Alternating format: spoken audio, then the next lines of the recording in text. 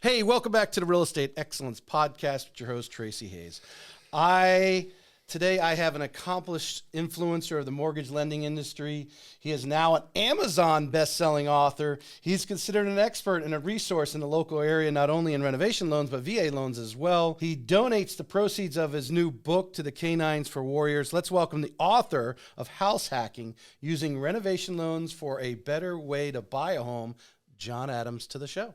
Hey, thank you for having me on. It's a really great honor, Tracy. I appreciate you having me. Thanks, John, for coming on. We've been wanting to get you on since the book came out at the end of August and really talk about it, because I think we are going in, as you lead into the book, that we're going into a time period, especially with the cost of homes, the cost to build a home is getting outrageous, that renovations, whether you in the home you already live in, or like, as you are preaching, to buy a home with a renovation loan is going to be something that needs to get out there. And we haven't had that period of time where the existing homes are actually more valuable because you have more square footage and so forth. And as time goes on, 15, 20 years, you're ready to, make it better. Or some of the stories you have in here that I'm going to ask you about, some of the stories are some remarkable stories, especially that one with the large acreage in the farm home. Oh, man. Yeah, that's... I've made some really good friends and clients with these programs, and it's just been my passion. Before I got into renovation lending, I've always been a rehab addict, so to speak. But with the timing in the market, getting this book and my thoughts out, not only, it may appear self-serving, but really just wanted to get the word out. Now is probably a good time to really talk about that as things are starting to return to a normal market. Where we have investors backing off a little bit more, giving the opportunity to first-time home buyers and move-up buyers be able to buy a home and include the improvements they want. Right. And as I think everyone has that dream of having acreage and so forth, and obviously these tract homes are not built in that manner. They're built on the smallest lots. You can reach out and touch your neighbor and so forth. That some of the older homes, the original homes in any area, are generally the ones that have that backyard for the dog that everybody wants and the white picket fence. Well, we got to bring some of those up to speed. Yeah, and so then also it's a way to serve back the community. Certainly, I don't think it could be as bad as it got in the housing crisis in 2008, but it could, probably not. But also with home prices and time on market returning to normal market. Also, building costs and the cost of labor and the interest of contractors does help this program have legs again. So we're going to dive in because I want to learn a little bit and get the audience to know a little bit of background about you. Did you grow up in Fernandina? Because you went to Fernandina High, Fernandina Beach. Yeah, so I was actually one of the few folks that could say they're born and raised in Amelia Island. Lived there most of my life, moved away to Jacksonville, moved away to Portland, Oregon, and back to Jacksonville, had kids, and decided we'd start our family back where I'm from. Well, you went to college in Portland. Correct. Is that what brought you there, or did the family bring you there and you just went to school there and then came back, or was school brought you there? Well, it's not an interesting story, but I'll talk about it. I did my associates at ITT Tech here in Jacksonville over in Orange Park when I was 16. When I was 18, I had my associate's degree right before the Y2K bust. I got an internship, and they paid for my college while I went to Portland State. And so I had my internship with Intel. So interesting. Yeah, I was actually have an engineering background, and so laminar airflow suit, breathing apparatus. I worked in a research and development center for Intel and ran experiments for these important doctors from Johns Hopkins and whatnot. And I ran their experiments at night, and I went to college during the day. It was pretty good. Wow. Pretty good place to be at. Interesting time in life. So, tell us a little bit about obviously at this time that's a completely different field. I mean, what was 21, 22-year-old John Adams, thinking about for a career? What was your vision at that point? Well, so when I got the internship, I was 18. So I had my associate's degree. I had a bachelor's degree before I could drink. Back then I was quite straight-laced. So I was thinking about being an engineer, an architect, the next Bill Gates. I had stock options from Intel when I moved out there that wound up being worthless, but at the time, you know, I was making some good money, and you know, people don't remember the financial collapse that happened before the financial collapse. So the dot-com, the dot-com, yeah, the dot-com bust. Right. You know, a lot of people don't remember that. I think that's kind of a little bit about what's happening with the Dow right now. Yeah, So. yeah. So nothing to do with housing, though. I mean, so what leads you eventually? Because you've been now almost 20 years now, if I looked on your LinkedIn correctly. Yeah. You've been in the mortgage lending industry. What leads you away from that into mortgage lending? So I came back here to Jacksonville. So after Y2K didn't happen, and there was the dot-com bust back in 2002, 2003. There was a glut in engineering, so they paid me a half a year's salary, almost $45,000 as a 21-year-old man, and I didn't have to pay back the college they paid for. That's cool. So I moved home in Jacksonville, and I was thinking, you know, hey, I'll figure out, you know, an engineering gig back home. So I moved back home, and I started doing placement for my college, thinking I would find a job, and I was helping graduates get their resume ready, preparing them for the real world. I went to the Southside Businessmen's Club, and I met a man there that worked for a home bank, if you remember that company back in the day. Was it so BANC? BANC, yep. Yeah. And so he had me interview, even though I said I'm not a salesperson, I'm an engineer. I met Ben Stevens, who's a really good friend and originator up in Amelia Island. Been a good role model for me. A couple of good folks I've met throughout the years, Diana DeLallo and you know, Billy, a couple of other folks, Billy West, that have at helped this businessmen's club. Yeah, so one person led you to someone else. Yeah, this person got me into Ben Stevens' office and convinced me that I needed to go to this training program, and I made it through this rigorous test. If anybody's a fellow home banker out there, you're probably still originating, one of the few even after the bust. And so, you know, I made it through it, and I really enjoyed it. But not until years later would I find renovation. So okay. So just by searching for jobs, we're in the early 2000s. It leads you into that thing. What creates the passion, though, as you later in your career for renovations? Because when I go through there, you're actually leading groups specializing in renovations. The way you addressed your LinkedIn. Yeah. So I had a really unique opportunity. So I had my own mortgage brokerage with a good friend of mine, Two Mullins. And we, you know, we're doing 2 on the front, 2 on the back, just like everybody before the pre-collapse. And then at the end of all that, a lot of people got out of the business, just kind of like what's happening now. Right.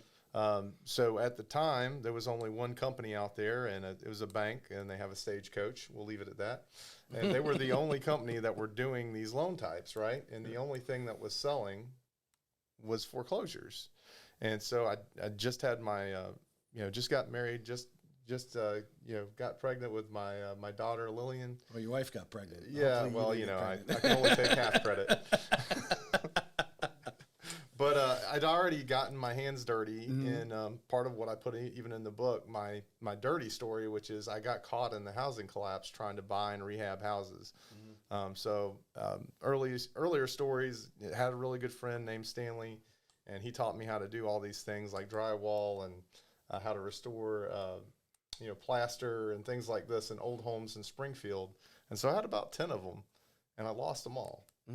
Well, your passion with the renovation starts with the collapse, because, you know, some of these foreclosures, people who are going in and like, you know, like, well, the bank's taking it over, so they're going to strip out the kitchen cabinets. Definitely going to take the appliances. We had some people that literally took the copper out of the walls. They took all the wiring out of the walls just so they could get the recycled value of the copper. Getting every dollar they could get out as they checked out and from the particular home. So were you seeing just because obviously we've had a lot of agents on the show who started their career similar to time to yours or just before that, you know, 7, 8, 9 time period, that were obviously running the short sales in foreclosures is what they had to learn how to manage and sell, that their demand is coming upon some of these houses that people just obviously, because they were leaving it, started neglecting it. stripping it out of whatever it could. Is that where the initial demand and you learning the product at that time? Well, so yeah, it was kind of like a natural marriage. Nobody wanted to do these loan types, almost similar to agents. Like there was not a glut of agents that wanted to special in short sales. So there was a handful of, agents that really gravitated to that, and they adapted and pivoted in the marketplace, and they were like, well, I'm going to do short sales, and they were masters at that. There were some that you see now, and they're still in the market, but they were going to be REO specialists, and they own that segment. And there were some, like Kevin Hanley and several others, Jackie Allen, quite a few agents that put their business model on showing homes that could remodel and would market them a different way. I read one of the stories, because I don't think it was yours, because I know you collaborated with some others to put some of the stories in the book. And there was one in there where one of the loan officers said that literally like 6 agents came to him and said, hey, if you don't learn how to do renovation loans, we got to go somewhere else. So it was a really good friend of mine, Ron Byram, and he's out in Tallahassee. And I recruited him in when we were at the Stagecoach. And now he's our regional renovation leader.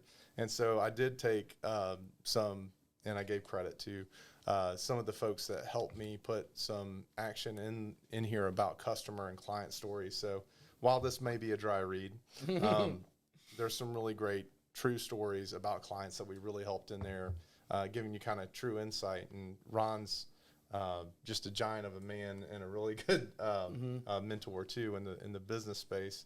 But that's where the demand came for him to get in the business is real estate partners said, hey, you need to be with a company where we can do these because that's what's selling here. Right. And we need that product. And we'll lead into that here eventually.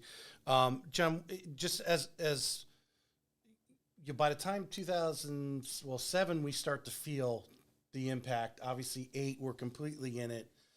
But you got in a little bit before that.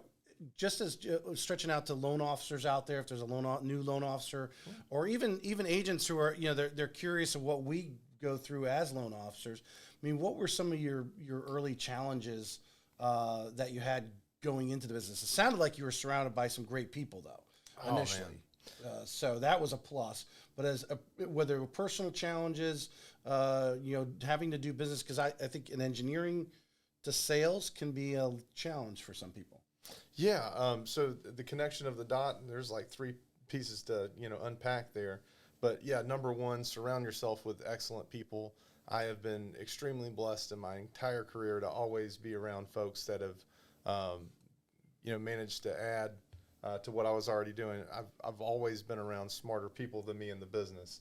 So I really have to give my hat a tip to everybody that's been there for me, and appreciate you guys for that, especially referral partners and whatnot. So for a young person getting in the business, I mean, does this business club actually even exist? Southside Businessmen's Club is still around today. It's still around today. Yeah. I was their youngest ever inductee when I was 16. Oh, is that right? Yeah. Interesting. Yeah. But I mean, today you've got nearly 20 years in this industry behind you. Someone getting started in our industry today, what's a way to reach out because just to underline this question, I don't believe as loan officers we do enough pouring into others as, say, the real estate agents do. Top real estate agents, you go and ask them a question, they do want to pour into agents who are trying to improve. Loan officers were a little more protective sometimes of what we're doing, thinking we can do all the loans when we know we can't in reality. If someone's getting into the business, thinking about getting into the business, what are some ways that they can get connected like you did? Okay, that's really, connections are I don't know if they could be as good as you did, but... Well, yeah. I think it really comes to finding heart in your business, right? Mm-hmm. It's the same thing when you're recruiting or managing or training other people, pouring into other people, as you said it. And I think it really boils down to finding your niche. And so it doesn't have to be, there's some people over there that are really great at copying what you do, or I'm going to do what you did, I'm going to try to make it better. That's not really you. You're not doing you. Find out what excites you and what really is your passion, and go for that. Don't just try to be the every person's loan officer or real estate agent. Do your niche. Do you. Right. Do you really well. that'll serve you the best. And I think when you start giving, you start figuring out what you're passionate about, give back into that, and finding out how you can give into that and help other people, naturally, they're going to help you back. I love that answer because it's very similar to a lot of the top agents, and I don't think it's industry specific. I think it's business acumen there. If you're passing on, and we do. I mean, prospecting is one of the biggest things we do. It's the biggest things for real estate agents.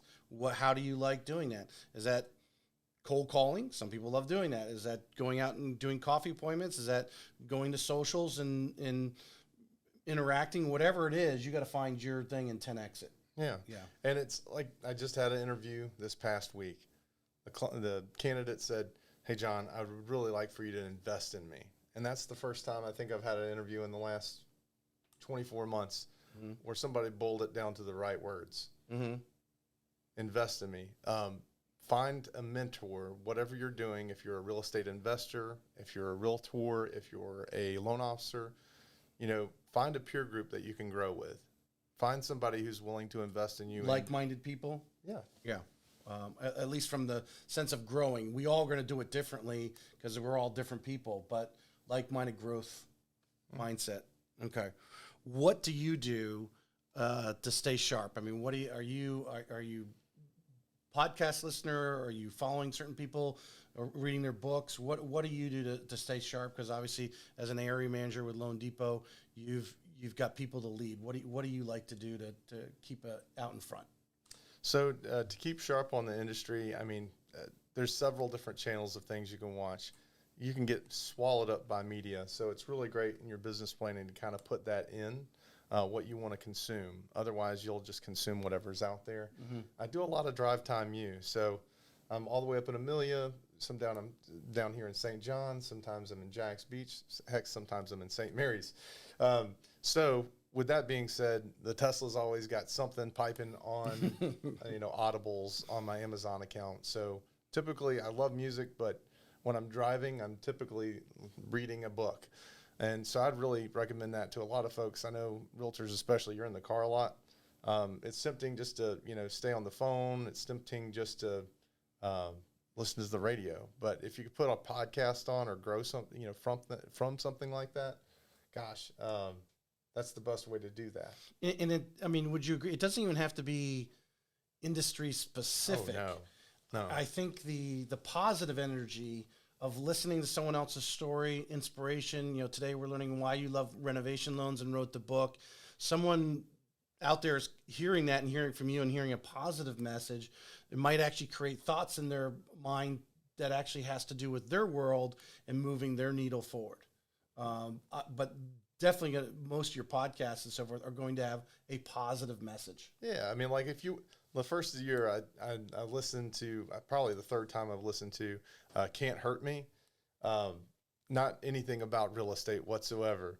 But when you hear somebody that's gone through personal tragedy in their life as a child, growing through being a Marine, a Delta, Army Ranger, and their personal accomplishments, and you start putting that in line with your own personal goals, your own family goals. And then you can also tie that into career too, but it can make you a better person. Yeah, it definitely, I think it just gives you that boost of energy through the day, positive thoughts, because life can drag you down. There's no doubt about it. You are what you consume. Yeah. All right, so let's take a spin here now in what I call the second half of the show. Let's really dig into the book. Oh, okay. So I did read about 90% of it last night. How many times did you fall asleep? There were a couple times where it did fall out of my hand, but I did remember what page I was on in the story I was reading. But I did do it at that time where I was like, it was like 8:30. I'm like, hey, I got John coming on tomorrow. I got to get through this book. So it is an easy read. The stories are definitely easy to relate to. I think it's great for every agent to pick up and understand, because the stories that are being told by you and the others that you had contribute are relatable, and where they might run into a client and run into a house that's similar. It's like, oh yeah, I read something in John's book that And if you want to expand on the one I thought was obviously that inspirational one, because the way you described it, the farmhouse on the how many acres was it? 40 acres. 40 acres. Yeah. I mean, a dream for someone today to come upon this. And this house really had a lot of issues. And just telling you, so any real estate agent, you guys, pick up John's book. It's definitely worthwhile. Like I said, it's easy read, 1 evening, 2 evenings, you can knock it out, but at least put some mental ammunition in your head that when you run across this person who needs a renovation, you've actually know that, hey, there's some different types of loans out there that I need to get with my loan officer referrals and see what we can do here for this particular home. Because I think it's going to become a demand, and especially as we move west, people are finding some of these older homes on 30 acres that are going to need just what you need. Tell us a little bit about that story, though. Give us some little color there about the farmhouse. So my buddy Tommy, man, and I say buddy Tommy, he wasn't my buddy when we started, but since then we've obviously kept in touch. He even has a gun range on his property now, so we hang out. But yeah, he had a 14 stall horse barn. He had a couple of extra outbuildings and a 3,300 square foot house. It was a VA property. Most people at the time, and you were asking this, I didn't really answer it fully at the first time, but this was the first Freddie Mac home to be financed with a VA renovation loan. And at the time, nobody even knew this product existed. So Freddie Mac was the own the loan. The bank's foreclosing on it, and you're going to come in and buy it with a VA renovation. Yeah, and that was 2012. I started doing these renovation loans in 2007, 2008. And back then, the same education process was out there. Nobody heard of a 203K. Nobody heard of HomeStyle or any of these other renovation products. So I had to do a lot of explaining to get the listing agent on board to accept the contract. Well, in 2012, nobody heard of a VA renovation loan. Right. So same deal with him. We were able to get this house under contract for under $300,000. I think it was like something like $225,000. We were able to add $75,000 worth of work to the home. And so at the time, nobody had heard of a VA loan that would allow you to close with a dirty WDO, with some structural damage, with repairs exceeding a certain amount. I mean, you even described the porch or the deck around was rotted out. All this stuff need to be replaced. So yeah, so I actually had Tommy write the foreword to the book. So okay. He wrote his own story in there, and it was just a really great story of him being able to going from lender to lender. We even had USAA on the phone, or a different company, excuse me, on the phone. I had to get a supervisor because they were telling Tommy the loan didn't exist. We had to actually go into 26-7, which is a VA handbook, and I had to show them in Chapter 7 there's alteration for improvement repair, which is the renovation loan. And I had to school people one-on-one. Yeah. And so that was the grueling process. If you're going to take up and own your own space in a specialization, you got to know your product, and you got to almost take it in a grassroots campaign.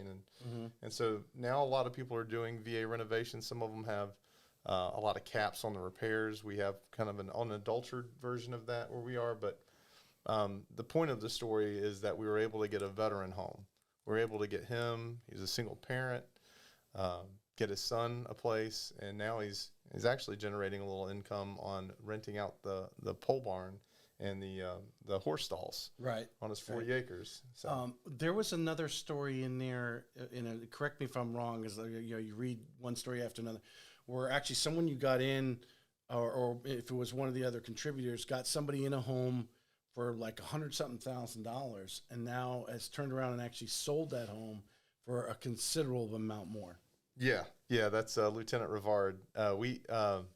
So again, I've got a lot of friends. That was actually a personal story, and him and his wife Amy, they're both veterans. She's Coast Guard, he's Navy, and we were able to buy a house in Murray Hill. Even at the height, it was like 2 or 3 years ago, and they were able to buy a home for just under $100,000, which included a side lot. So it was a huge lot, and this house was just a huge undertaking. So the owner had owned the vacant lot beside it as well. Yeah, nice. And it was actually defaulted on. A wholesaler bought it, and they were able to combine the 90 plus the 225 in renovations.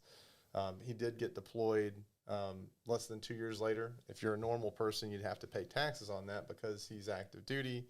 He was able to forego any capital gains, moved to Texas, and was able to help him in Corpus Christi buy another home. They bought a home out there using the same program. So once people put a little bit of elbow grease in this and they understand kind of where you can get the appreciation and the buy side of these homes, they kind of get addicted to the process. So you jumped there, and let me clarify some of the numbers. Okay. The house was sub $100,000 because it was in pretty bad shape. It was in bad shape. You borrowed $225,000 in renovation. Additionally. So now we're over $300,000 that he's got into us. It's now a house that's livable. Now he sold his home. Yeah, in the mid-5s. In the mid-500,000s. So in less than 3 years? Less than 2 years. Less than 2 years, he basically makes $200,000 on top of his day job because he buys the home, renovates it, and then sells it for $200,000 more than what all that cost. And that's really, it's out there if you find the right home. Yeah. Which is kind of one of the things I want to lead into, finding the right home, because I think you do mention it in the book. You want to find a home that if you're going to do these renovations to, it actually adds value to it. Yeah. Can you dig into a little detail? You know, when someone calls us and says, or comes to that agent and says, "Hey, I found this house, and can we do the 203K? You know, whatever the renovation product is that you're going to use on it, that we need, you know, unless they've got some cash to do the renovations or cash to put down, and then we can borrow it back out." But I don't know if that makes sense. But what do they want to be looking for as this home in Murray Hill had a huge upswing? So I want to answer that in a couple of ways, but you know, I really want to go back to the grassroots and foundation of the book. When I open it up, I talk about going through bankruptcy and the mortgage crisis. And it's because I did things the wrong way. I was betting on appreciation. I was buying homes and fixing them up, and I didn't have renters to put in there. And so I lost houses. And so the thing that I like about renovation lending is it's for the everyday layperson or even the professional to guarantee what they're doing is going to add value to the home and doing it in a protective way to make sure their money's protected, that the contractor gets the work done, and that there's checks and balances going on. And so the validation of a renovation loan makes sure that the future value is there. Otherwise, we're not going to lend on the project, right? And so I think that's where a lot of investors right now could get in trouble, and that's why some investors have backed off a little bit, because even with as many mistakes as I've seen made by the flipping community, it's almost been impossible not to make money in the last 2 years. And so this gives us a checks and balance of what those improvements mean, if they're going to be sustainable in the value of the home, and it validates that with a future appraisal value in the process. Well, subject to appraisal, subject to those repairs being done. That's the language we're going to use. Okay. Right? I mean, right? You subject to the appraisal being done. When you don't want to say future, like what do we think it's going to be worth in 2025? Because we don't know. It is today's values with those things. Just to be clear to the audience. Oh yeah.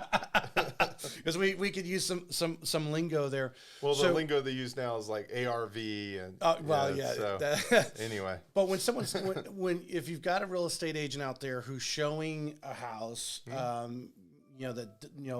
these people want to live in a certain area, or they want a certain size home and they can't afford the new construction because it's outrageous.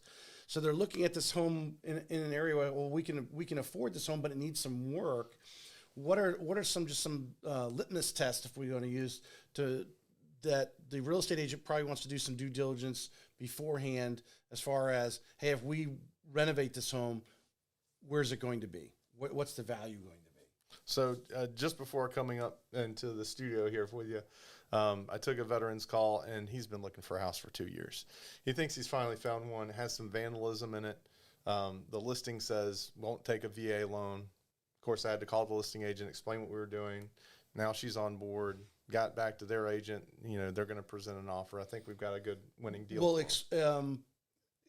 because I have a few things in here, misconceptions. The misconception is because of the damage to the house, they won't do a VA loan. Right. And so it's just, it's an education process where you're trying to get everybody comfortable with what you're doing. And so we've got a veteran that's very educated with the process, and they've been looking for quite some time, but now they finally found a home. The listing agent, thank God, knew the numbers already. She said this would be a $400,000 home all day long if it didn't have X, X, and X wrong with it. So the value's there. It's listed right now for $325. It just went out of contract from some wholesaler in California, and so it's back on the market again. And so I think we're going to come to an agreement on terms for $300,000. It's got about $50,000 in work. And I assume with what the listing agents told me, with comps that are available, we're not looking at the home as is. And I think that's some of the contention. Right. We're looking at what the value is going to be worth once all those repairs are done. And so we get the repair estimate, which it sounds like she's already got one. So we've already got a licensed contractor. If the customer's comfortable with using them, we get the appraisal, and we can validate that at least a 350 value is there. But chances are, it looks like there could be a little meat left on the bone. Tell us a little bit of, just in a nutshell, and because some of the things the top agents come on, they've mentioned having the right people in their Rolodex, right? Having the right people in their phone, like a general contractor, who can go out to a home like this within a couple of days of being notified and actually go through it and give them that number. Yeah. So if they are looking, or they're in an area where or you have a renovation type customer, you're trying to get them in a home that has potential, to have some of these people, these general contractors, on speed dial, because it's very important to us as lenders that they're going to submit this. Well, I'm going to call it work order, but it's what the work they're going to do on that house, because ultimately that goes on to the appraisal. If you can kind of give some color to that. Yeah. So the specification of repairs and all the process steps to lead you into that are covered in chapters 7, 8, and 9 in my book. And so it all has to do with having that vetted team of your real estate professionals that you keep in your portfolio. So you need an agent, you need a title rep, you need an insurance person. You need someone that's going to be a general contractor, not just a handyman. You need somebody that's going to guide you through that process. You need somebody that's going to do estate planning for you. If you're going to get into real estate agent, if you're going to get into real estate investing, you really need to think about trusts. Are you going to, what happens when you die? How are you going to give that to other people? These are all some things that I picked up on the last chapters in my book, but having that team, having a contractor, having somebody that you trust that can give you values, having an inspector that's got credentials to get you a specification of repairs report, which is what I think you were trying to say, that can come up with an idea of what those repairs costs are going to be in the inspection phase of your contract. Those are key elements of doing a renovation loan, but in real estate, you've got to have all those people. You got to have your team. Otherwise, you're going to be looking for those answers when you should be having results. And, I was just thinking while you're very nicely wording that and explaining that in detail, and something that someone might hit rewind on the podcast and actually go back and through and listen to what John just said. But I was just thinking of, we had one of those HGTV flippers in town talking, and I remember watching a few of his episodes, and where they had he had a contractor go through and told him, all this work and it's going to cost you X dollars. But then when they started tearing the walls down, they found all these other issues. So how important is it to have a really good home inspection and then also have the contractor? Well, sometimes, we don't want to always hear what we hear from people too, especially our trusted folks. And even I've been guilty of this in my own personal investments. Sometimes that's the reason why I'm asking, because I know you've gone down this road. Yeah. So it's really important to lean on your team, no matter how experienced or vetted you think you are in the business. I went through 24 personal sales in the last 36 months. So I divested myself of a lot of my investments, paid some taxes. So I'm kind of well prepared to seize any opportunities. But the whole reason that I made mistakes is because I didn't do the steps, which is make sure if I didn't know something, got it inspected. If there's a specialty contractor I need to bring out, You know, am I listening to my insurance person that's telling me, John, this is a horrible property, don't buy it, you're not going to make your money back? Right. Maybe I said, Jackson, shut your mouth and get me my policy. Maybe I should have listened to you, Jackson. But that was probably the worst one. The loan, as far as the renovation side of that goes, is great because it also yields to include something called contingency reserve, which it almost precedes or precipitates that it's going to happen, that you're going to find something that you don't want, or that you do change orders and maybe you improve something else that you didn't anticipate. So that's what, again, I like, and I'm not hyping it, and I'm not self-serving the book. This is $20, and most, if not all of the profit goes to Canines for Warriors. We're trying to educate folks about the right way to do things. Contingency reserve in this renovation loan is set up so that the average consumer has additional funds to go into if they do find something else or if they do need change orders. So that's a good point. Well, to tap on the contingency reserves a little bit, I mean, so it's like roughly 10%, right? They basically, this is what the contractor says it's going to cost, and they basically add another 10% typically on most renovation loans, depending on what product you're using? No, it's really specific, and you can break this down to customers and their will and wants and preferences as well.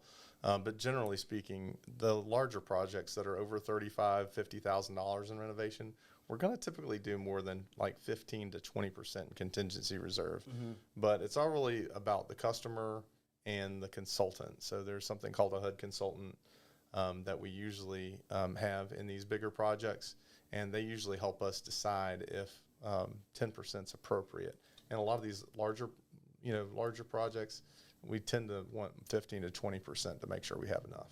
And if they don't use that money, because they're signing documents that they're borrowing this money with this contingency, if I'm not mistaken, correct me if I'm wrong, they actually just apply it as a principal reduction. Absolutely. So you don't pay interest over the life of the loan on that money. It goes back down on the principal. The money that's not used. What is your favorite story in the book? My favorite story, and it's not sexy at all. It's actually quite appealing if you think about it, but it's not sexy. It's appealing, but not sexy. Okay. So my friend Erin, I love her to death. So her and her partner have probably been one of my most successful clients. And so she found me on the internet back when I worked for the Stagecoach, and she talked to 20 loan officers, and all of them told her she couldn't buy this quadplex at the beach with an FHA loan. Not only because they didn't know you could buy a quadplex with an FHA loan, it needed repairs. It was a Fannie. That was a Fannie Mae foreclosure. Mm-hmm. And she was able to buy the home and do all the repairs, and later she transitioned that completely to a short-term rental. And it's really cute. It's got two back-to-back duplexes, and then in the middle it's got a courtyard and a little pool area. And she's making so much money. She was already doing well in her current job, but she bought that, and then she wound up buying another duplex, and then she bought another huge property in Neptune Beach, and has like a 4-unit out back of efficiencies. And she still works. She makes gobs of money in her daytime job. But right now, over the course of probably 7 years, she went from 0 to 100. In other words, if she didn't want to work tomorrow, she's got enough net operating cash flow. Her home, the side properties pay for itself. She doesn't have to work right now. John, in your nearly 20 years in the business, these multiple units, whether it's a duplex, triplex, quad, and we talk about quad because your FHA, your conventional Fannie Mae and Freddie Mac products will 1 to 4 units is what your standard loan officer before you start going into alternative lending or commercial lending. I mean, are treasures. They really are. And a lot of them, especially, they're not commonly built today, but if you go into some of these older towns like Palatka, which I think is, going to beyond, when that highway goes in, these units are there and they need renovation loans because they were built back in the 50s and 60s, post-World War II, Vietnam era, and they need some renovations to bring them up to speed. Yeah. But they're treasures for investment, rental property, passive income. Well, I mean, and that's house hacking to its finest. So not only is this book about renovation loans, it's about finding those opportunities. How can I net zero my living costs to where my investment is what I'm living in, or how can I acquire real estate, enjoy it, but then also find a way to passively make some income on it? I would argue that short-term rentals is not a passive income investment. Long-term rentals that's where it's really a passive income. Well, I agree with you because we my wife and I do have well, my parents are in one. We'll say 4 units, and what we found, with the Airbnb is not all it's cracked up to be, because you're having to clean the unit and everything. So these people coming in on the weekend, you get top dollar, but then you got to go clean it and so forth. Whether you're doing it or you're hiring somebody to do it, is there money still being made? Yeah, but a lot of logistics going on. But if you get those people doing the 4, 5, and 6 months at a time, they're still paying the short-term rental versus the long-term rental. But like you said, you go find a quadplex in Palatka and you put 4 people in there and they're signing yearly leases. It's just a. And then the other thing where people aren't seeing the value, but some are there's areas where an auxiliary dwelling unit or an in-law suite is very present in the market. And maybe your unit doesn't have that and it's still historic, or it's in there a neighborhood where that would conform. You can add that. You can add that ADU. with a renovation. Yes. So California is pushing this a lot. I don't know if there are laws. I know just stuff I'm hearing probably on podcast or whatever in industry journals. Because of the affordable housing crisis that we have that issue here in Northeast Florida right now. St. Johns County is dealing with it. And that you may see some laws change for those properties that are big enough to or put the mother-in-law suite over the garage, whatever it is, those auxiliary units to rent. Talking to my heart. That's what we're doing right now. Yeah. Yeah. So I mean that's where it's going. Basically, there's not enough care workers. When me and you get to retirement age, there's not enough care workers to care for us. There's not enough homes. There's not enough homes for the baby boom generation. There's not enough age in place. There's not enough multi-generational living. It's just not out there.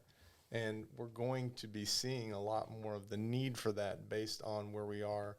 I don't know if anybody watching saw that really great Barry Habib presentation that we just went through.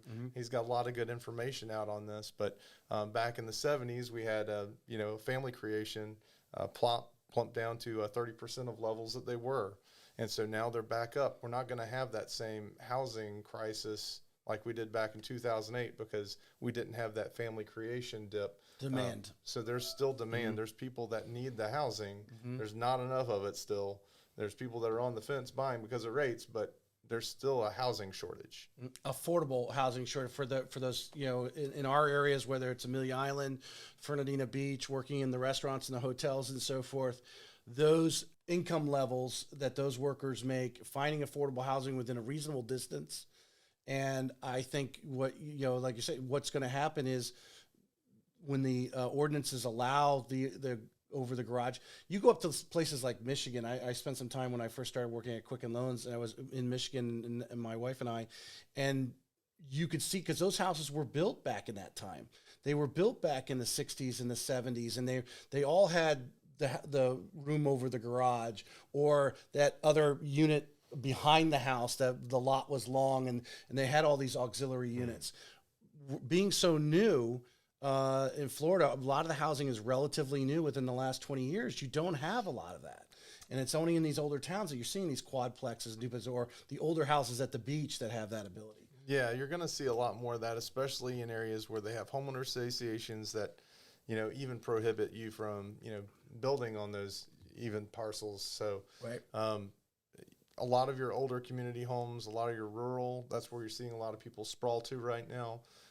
They have the ability, they usually have a local law and ordinance where you can expand and do these things that we're talking about. And it's a treasure to bring in that extra income, offset what you're doing, and obviously provide an affordable housing to those people who need it. So I want to talk about some of and kind of finish with this subject, because I think you mention it in the book, a lot of the misconceptions that people have. Like, for instance, we just talked about the VA situation where they said no VA loan, but then when you called the agent and said, hey, but there's a VA renovation loan that can fix this house, that, if you have a house like that, maybe you need to, instead of saying no VA renovation loan is what you really need to put in that listing. Yeah, we like to promote them as renovation eligible. So we've got special marketing, and I'm sure if your local loan officer has it, that you're able to market the home in a different way. And what that's going to do for you as a listing agent or even a buyer's agent is it's just going to allow you to expand your buyer pool. While we have not as many investors in the market that we used to have, this helps us expand that horizon as to how many people we can market the home to if we use some special language in the listing, in the private remarks, and then also put some special marketing inside the home. Mm-hmm. Have you had the situation? I know I've heard it in trainings. I was taking the renovation trainings here at Loan Depot. We were talking about the stuff when the inspection goes out there and they do find some issues with the home. Seller can't fix them. They don't have the cash. To be able to convert it to a VA renovation and close the loan. Have you had that actual situation? I know it's available. Have you actually had that situation when you've been able to flip the loan to a VA renovation to close it? Correct. Yeah, so we've had the ability, because it'll list out NPR, so it'll tell you about all the repairs that are required from the VA appraisal and the NOV. And so if you've got a good value, you've already got an appraisal, all you need is the actual items that are on the report, and you can go off to the races for closing. I've seen that more on FHA, especially lately, especially where we've gotten an issue with repairs and then maybe even value. Where we found some repairs that need to be done, like a pool resurfacing, or maybe we needed a roof or an AC, something that held up getting insurance on the home. So renovation loan does a few things on our FHA product. You can overcome value by using 110% of after improved value. So that's helped a couple of gaps be bridged where a seller and a buyer still want to buy. So even after the subject to appraisal's done, FHA will actually allow us to go to 110% of that. Of after improved value. And they do that for a few reasons, not only because of value, and some things that are improved to the home won't necessarily add dollar per dollar value back to the house. Mm-hmm. The other flip to that coin is we have things like contingency reserve. We have things like payment abatements, so you don't have to move into the house right away. It can make the payment by itself. So those are a little more advanced, but because HUD recognizes that doesn't give value to the home right away, they also don't want the customer to be burdened by not having enough funds or having to make 2 housing payments while the house is under construction. So there's a lot of flexibility there. Also on FHA 203K, if you do solar improvements, the home's future value is up to use for 120%. Wow. So you can use 120% of ARV if you do solar improvements, like a solar water heater. Well, I'd hope they plan to stay in there a little bit. If you're going to put solar panels on there, I don't know when you break even. That's a whole nother subject. That's a whole nother But subject. The government trying to promote, the green living, I guess, if you want to call it that. Misconceptions. We're still on that subject. VA was one of them. What can like you said, we want these agents who are listening to expand their listings, and actually, for these houses that do need repairs, to put that on there. What are some old wives' tales, if you want to call them, that you've come across with in 20 years that, you get a lot of questions on? Well, straight away, the house is under repair. It needs, repairs. It's in the middle of construction. You can't get a loan on that, so that's not true. You need an as-is appraisal and a future appraisal. You do not need that on a purchase for any renovation loan. All we care about is the future value. I've had people tell me it was a nightmare and they couldn't get through it before with another company or whatever. Mm-hmm. And it's typical that especially right now, every loan officer is looking for the next loan, and some people have the right platforms and conveyor belts behind them to do these loans effectively. Right. But not every loan officer, not every loan company can do these loans. And some of the best referrals that I have are from other loan officers. They've got a different niche. They've got a specialty product. They don't want to do renovation loans. They are harder. Great you're leading, because that was actually my next question is both of us work for Loan Depot, and you've been with them now almost 8 years. And I like to tell the agents that we almost have a concierge service when it comes to renovation loans. Yeah, so we've got really good backbones on our renovation platforms, where some right now, you see a lot of layoffs. We're no stranger to that. But, a lot of the companies are not doing a concierge service, or they're dismantling that program, which is a disservice to the customer, because being able to have a whole team that's making sure the contractor's validated, that they're on point with getting what they need in. I've worked for companies that, it's all been on the loan officer, and that's a big detractor. Mm-hmm. But having that additional accountability from the department that's helping you push the loan in through and getting it to closing, I would say that's the biggest challenge. And most of the time when I'm called in to fix something that's, maybe broken at another company, and they're like, hey, we've tried to get this to close for 3 or 4 weeks. Can you do that? We've taken it over. We've kind of taken charge of the reins and put it through the platforms and conveyor belts that we know work for renovation. And so while it is a little bit more work on the customer, on the agent, on the loan officer, at the end of the day, they come out with a completely different product they would have either been able to afford, or maybe it would have been completely out of reach because of the condition of the home. Mm-hmm. And we've dramatically impacted lives. And that is the one reason I love rehab loans, because it's like the redeeming power of Christ in a house. Mm-hmm. It is being able to make something that's dead new again. It's being able to rejuvenate or repurpose something and make it the way the customer envisions it. And for me, and for the way that I've bought homes for myself personally, I can't think of not buying scratch and dent. So the agents out there, obviously John is a plethora of knowledge, and that's, hanging around top people. That's why he's our area manager. That's why I hang around him, because I know when that question comes in, the average loan officer doesn't have time to learn all this. You've spent nearly 20 years, probably 16 of them doing renovation loans, and you've done it yourself. That's even a more powerful learning process. Here at Loan Depot, to advertise a little bit about it, when I talk about the concierge service, we have people in the back offices. This is what they specialize in. They just want the loan officer to go out and find that real estate agent that has the person that needs the renovation loan, and they're going to take it. I don't need to know everything. I have people smarter than me sitting, on the bench, ready to jump in and walk you through this renovation process. You don't have to worry about me being the expert. We have the experts, a team of them, and Loan Depot sees a need for this nationwide, and that's the great thing.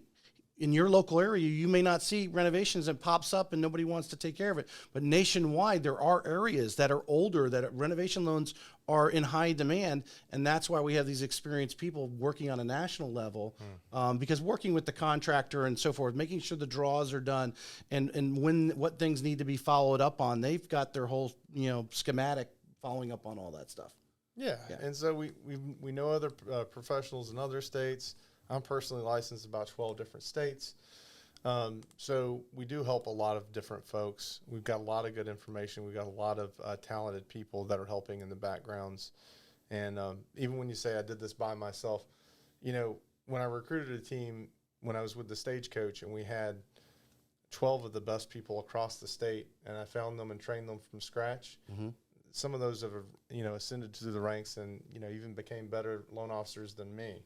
And it's a great thing to see people grow. It's a great thing to see people win in real estate. It's a great piece of your legacy as a loan officer to be able to say, hey, I help people create wealth and find a house that they otherwise wouldn't have been able to get. And that's why I love what I do.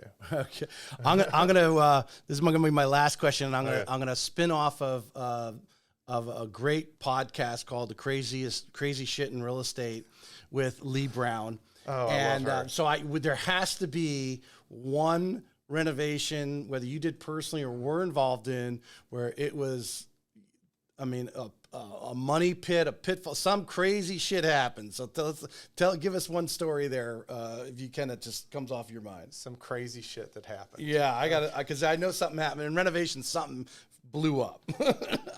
I mean, we've moved houses down the river and into a new lot. We've done so many crazy things. We've had somebody that was trying to get around doing a renovation loan. The seller allowed them to do some repairs, and they went up gutting a whole kitchen. Oh, no. And the appraiser came back to do the final on the one thing they were supposed to repair, and then noted they took the whole kitchen out. Now that's the crazy shit there. We've had somebody that bought a home with a renovation loan, and it burned to the ground right after they closed. Oh my God! Why, they were doing repairs, or just Before they were some even freak able to accident? some freak accident. And so that's a good thing. Like, some of these loans, some of these hard money loans, you don't get the right insurance. We make sure you have builder's risk insurance, even if you don't have regular HO3. If you can't get an HO3 policy on the house, we allowed you to close with builder's risk. Very good point. Very good point. There is the builder risk Yeah. insurance. You're doing a major renovation where normal insurance would be like, no, there's too many issues with that house. Because you got a renovation loan, you can get the builder risk insurance. Yeah. Yeah. And so that's. I know that's a question. That's probably one of those. I guess the worst story I think I'd ever have is we had one individual. We had it was one I managed, I did personally, but we had a loan officer that was of the stagecoach. We had to let him go, and then kind of got it at the tail end. It already had closed. The loan officer, had a working relationship with this contractor. They had taken the roof off the house. It was a historic house, and it rained and rained and rained, and the house got totally destroyed. Wow. And so you think, oh my goodness, the contractor, ran off on the customer. But here's the silver lining. Here's the silver lining. We highly recommend, and most of our programs require you to use a general contractor. So just like there's a fund for protection from mortgage loan officers, there's a fund for protection from real estate agents. There is a state fund for contractors if something like that happens, and these people were made 100% whole because of that general state fund. And that's only because they used a licensed contractor. If they would have used subs. Right, or just their brother-in-law. Yeah. Not going to happen. Interesting. So luckily they were made whole. All the repairs were done. Wow. It did take longer because of that. But the vetting process for the contractor, this was back in the Wild West when I was with the stagecoach, and they were everybody's kind of learning how to do these loans. The controls have gotten tighter since then. But yeah, that's the worst. That's a great story right there. Huh. All right, we're going to finish up. That's done with our formal questions. Unless you have anything you want to add to that? I do. We didn't talk about or tell you about the book? There's two big things that. Okay. So my passion project. Not only I love rehab, I love finding out ways that I can help people hack their house so they can make money and wealth. One thing I'm really passionate about is animals. I love dogs and I love veterans. And Canines for Warriors, it says in the back of the book here, $2 from every purchase on Amazon will be donated. Getting about $1,300 a month off of royalties right now because you guys have bought the book. And we'll put that link in the show notes, the Amazon link in the show notes. You can go to thehousehackingbook.com and it'll lead you right to Amazon. If you buy it from there, I've been giving 100% of my royalties back to Canines for Warriors locally here in Ponte Vedra, but they're supplying dogs to veterans to help end suicide, and then locally in Amelia Island, 4 from Home.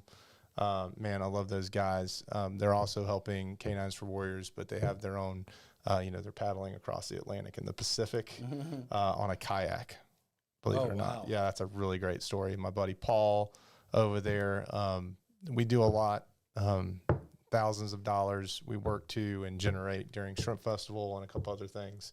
So if you're interested in giving back or wanting to help out with that, ask me how I will get you connected to the folks.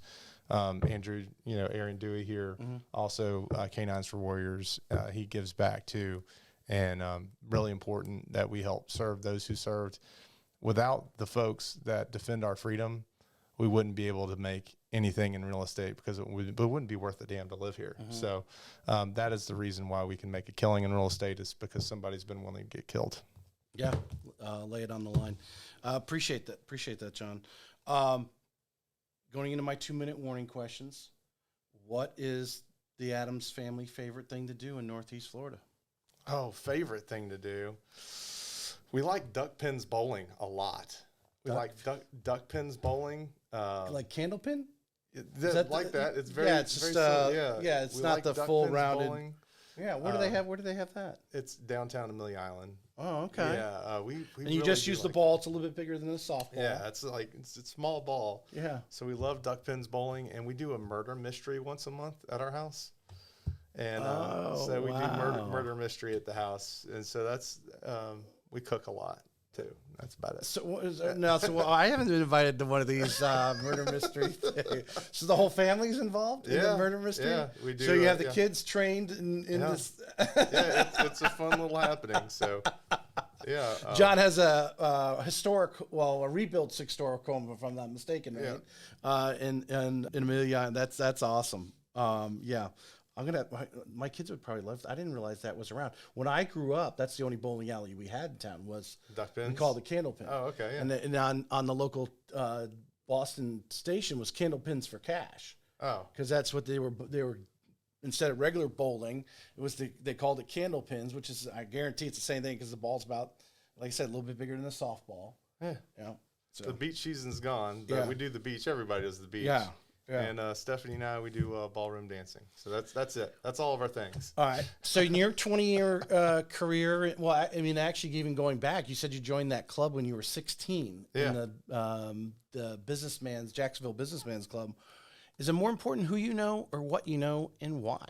I think they're both equally important, right? So it's very important that who you know, and that goes back to assembling your team, especially if you're going to be in real estate or if you're going to ascend through the ranks in anything that you do. It's finding a mentor. It's finding somebody you can look up to and ask questions to, and they don't mind giving back into you. But then what you know, Jesus. The money that I've spent on tuition to the School of Hard Knocks is immense. I have made so many mistakes, and I tried to put most, if not all of them, in this book to prevent other people from doing that. And there's nothing like experience to teach you. But knowing what and who are two completely different things, but they're so intertwined, and one can lead you to the other. Well, I mean, you were kind of more or less a somewhat of a trailblazer, though. I mean, there might have been people around, but no one was truly out there and digging into renovations like you were doing. No. So to be able to look and say, so-and-so's really good at renovations, let me go learn. Like, people will look at you today and say, let me go hang with John and learn about renovation loans because he's done that path. You were creating your own path, and you've, like I said, you failed forward. You open. That's the best people will tell you that. Fail forward. Continue to fail forward, and eventually it'll pay off as it has for you. So, house hacking, using the renovation loans for a better way to buy a home. I think every real estate agent should grab this book just for the stories. You will run across other people who you will insert in the stories. And then obviously John and his team here, including myself here at Loan Depot, with our renovation team behind us, the sky's the limits for it took me a year and 2 months to write that book. And if anybody out there, and I'm sure if you're in real estate, you've got some really great stories. If you're ever curious about writing your own book, highly recommend it. It was hard, but it was so fun. And if you have a story and you want to tell your story, please get in touch with me. I'll help you get your path started to doing it. And you need to share it. Yeah. I mean, it's not worth anything. You have to share that story and experiences to pay it forward, right? I mean, that's really what you're doing. So appreciate it. Thanks for coming on the show. Thanks for having me, buddy. Thanks, John.